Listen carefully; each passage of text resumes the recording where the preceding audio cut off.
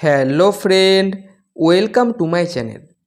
তোমরা যারা যারা SMFWBর আন্ডারে প্যারামেডিক্যালের বিভিন্ন কোর্সগুলিতে অ্যাডমিশন নিয়েছো, তোমরা অনেকে জানতে চেয়েছিলে যে SMFWBর আন্ডারে প্যারামেডিক্যাল কোর্স করলেও কি স্বামী বিবেকানন্দ স্কলারশিপ পাওয়া যাবে?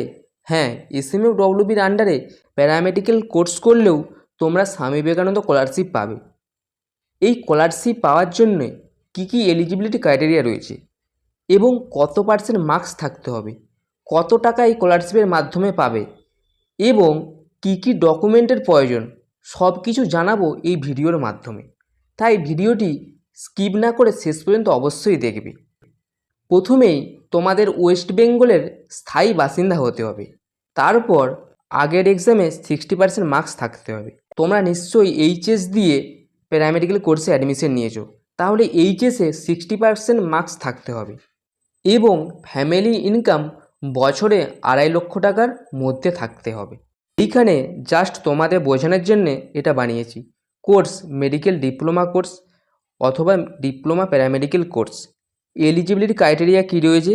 At least 60% marks in last qualifying exam, মানে আগের এক্সামে 60% মার্কস থাকতে হবে। অ্যানুয়াল স্কলারশিপ অ্যামাউন্ট, বছরে তোমরা এই স্কলারশিপের মাধ্যমে কত টাকা পাবে?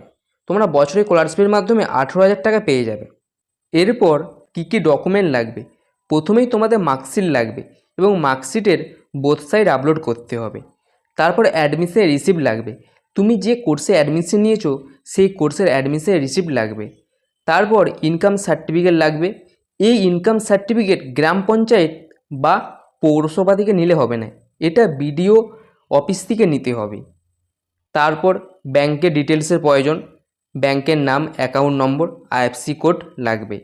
তারপর আধার কার্ড লাগবে। তোমরা যারা যারা SMFWBর আন্ডারে প্যারামেডিক্যালের বিভিন্ন কোর্সগুলিতে অ্যাডমিশন নিয়েছো, তোমরা প্রত্যেকেই স্বামী বিবেকানন্দ স্কলারশিপটি অ্যাপ্লাই করবে।